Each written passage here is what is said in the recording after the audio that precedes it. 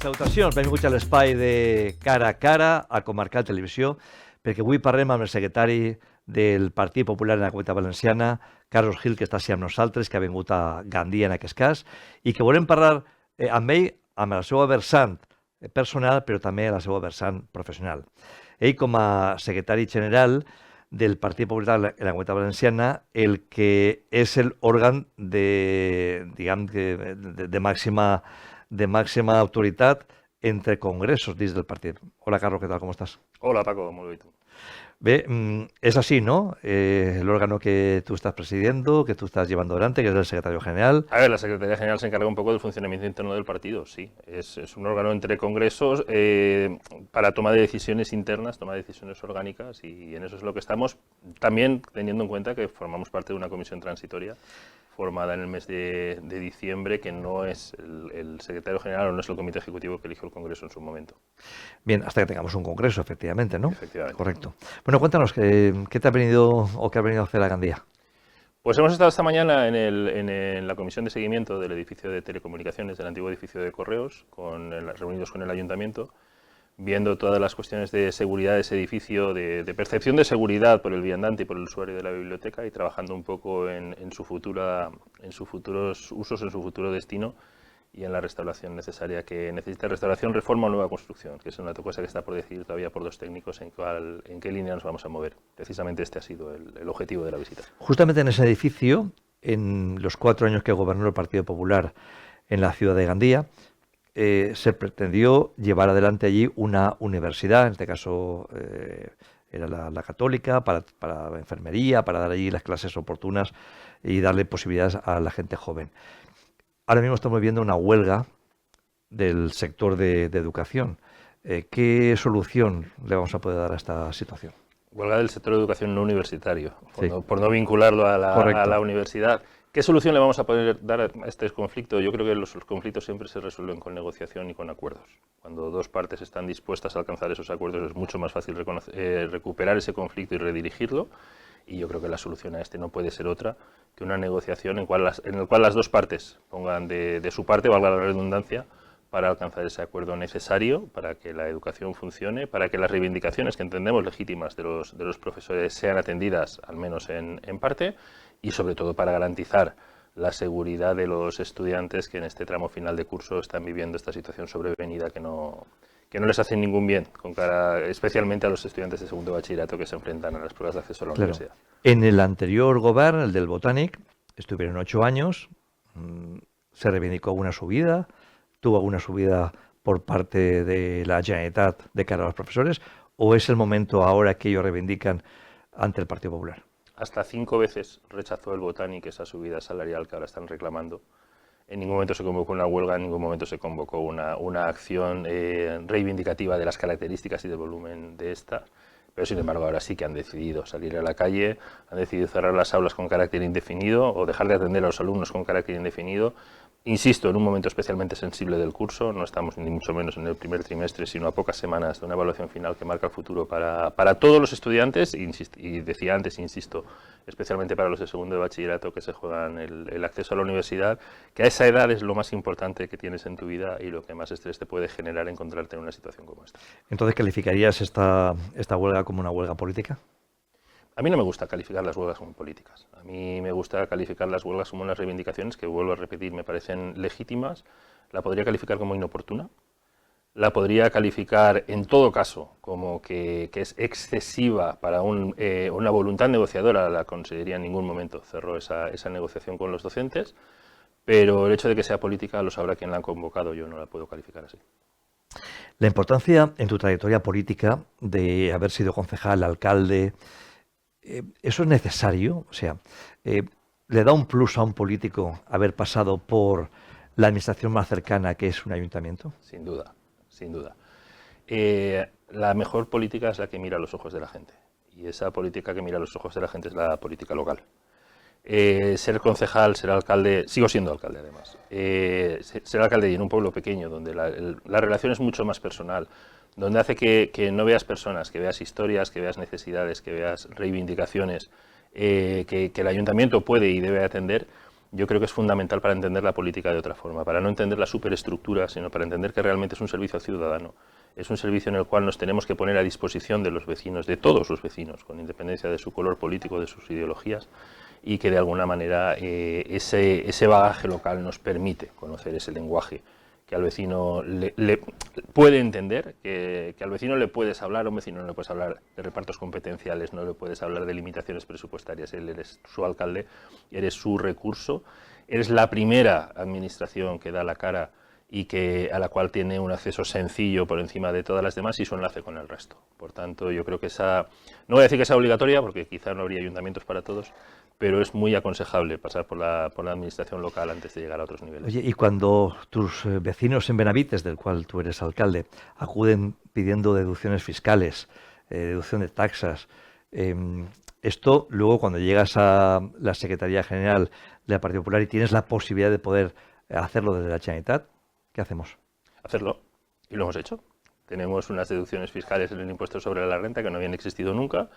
Las tenemos para temas de salud, las tenemos para temas de educación, las tenemos para sociedades musicales. Tenemos una serie de deducciones fiscales que suponen un ahorro importante. Estás hablando del óptico, pienso el oftalmólogo, del dentista. Alzheimer, óptico, dentista y alguna más sabía que en este momento. De deporte. Enfermedades raras, práctica del deporte. Sociedades musicales, es algo de que en la Comunidad Valenciana queremos, nos gusta y debemos además presumir de sociedades musicales, y esas deducciones fiscales en el impuesto de la renta, no sé la percepción que le llega al ciudadano, pero suponen un ahorro importante. Y aquí una de las cosas que nos ha caracterizado siempre en el gobierno es que la renta tiene que estar en el bolsillo del ciudadano, porque eso genera consumo y además se ha demostrado que ese consumo que genera una mayor recaudación tributaria, con lo cual estamos haciendo el círculo perfecto para alcanzar los objetivos de todos, que los ciudadanos dispongan de su renta disponible en función de los recursos que tienen y que la Administración pueda continuar con esa recaudación tributaria necesaria para dotar los servicios públicos. Claro, porque hay cosas que luego la sanidad pública pues no alcanza, por ejemplo, unas gafas, por ejemplo, el tema de una ortodoncia de un chaval, de una familia, que no son económicas. Y esto al final, que no te lo puedas deducir, pues será algo gravoso, ¿verdad? Tengamos claro que muchas de estas cuestiones no son de ámbito autonómico, ¿vale? El alcance de lo que la gente conoce como la seguridad social no se marca desde el gobierno autonómico. En algunos casos sí que se dan ayudas. Esa deducción en el impuesto sobre la renta, en el tramo autonómico del impuesto sobre la renta, que también hay que dejar claro que en el tramo nacional esas deducciones no existen, esa deducción en el tramo autonómico supone el ahorro que podría suponer que la seguridad social utilizo ese lenguaje, pudiese ayudar en estas cuestiones. Al final es una cuestión a lo que vamos, que los ciudadanos dispongan de su renta para destinarla a lo que realmente quiera, ¿no? Yo en esto vengo también de la alcaldía, de tener los impuestos tanto en IBI urbana como en impuestos sobre vehículos, tener los tramos más bajos, de haber hecho desaparecer, creo que fue en el año 17-18, el impuesto sobre plusvalías, o sea, de dejar que los ciudadanos tengan el dinero, que ese dinero se convierta en consumo, que ese consumo revitalice el comercio local, que también es muy importante. Pues bueno, con estas deducciones en el impuesto sobre la renta se pretende lo mismo, se pretende que la renta disponible del ciudadano, que bastante sufre para llegar a final de mes, sea la más amplia posible, y con esto se puedan atender esas necesidades, que nadie elige la óptica, nadie elige la salud bucodental, sino que son necesidades y obligaciones que tenemos que asumir. Estas deducciones son deducciones demócratas, es decir, que no son aquellas que van destinadas a ricos, como dice en este caso la oposición. No, hay unos límites de renta, 60.000 en declaración individual, 78.000 en declaración conjunta. Yo creo que ahí no estamos hablando de ricos, estamos hablando de rentas medias y de rentas bajas, por supuesto, que son las que realmente necesitan esta ayuda de una forma especial. Esto de que bajamos los impuestos a los ricos, si queremos hablarlo por el impuesto de patrimonio, donde se ha subido el límite de 500.000 a 1 millón, dándole 3 vueltas de campana, pues a lo mejor lo podríamos entender que se pueda orientar a esto, pero el impuesto de patrimonio sabemos que es un impuesto muy residual, que no afecta en absoluto nunca a las rentas bajas porque no alcanzan esos límites, y en el impuesto sobre las rentas sí que se busca esas rentas medias al ciudadano de la calle. El de sucesiones sí que ha ayudado a muchas familias. A todas. El impuesto de sucesiones es un impuesto realmente vergonzante. Es que, si te fijas, siempre que adquieres un inmueble, estás pagando por adquirirlo, estás pagando por tenerlo y estás pagando luego por cederlo, por venderlo o por dejarlo a tus familiares. Un inmueble que se ha pagado, y bueno, por comprarlo, por supuesto, el precio del inmueble y los impuestos que le corresponden, ¿no? El impuesto de sucesiones y donaciones entre padres y hijos era realmente un impuesto que había que acabar con él, y fue algo que desde el principio, desde el año 2023, llevábamos en el programa y cumplimos de manera inmediata. Aún no estábamos un mes en el gobierno de la Generalitat cuando lo cumplimos, pero pasa lo mismo con el impuesto de transmisiones patrimoniales, pasa lo mismo con el impuesto de actos jurídicos documentados, con todos los impuestos que gravan la compraventa de esos inmuebles.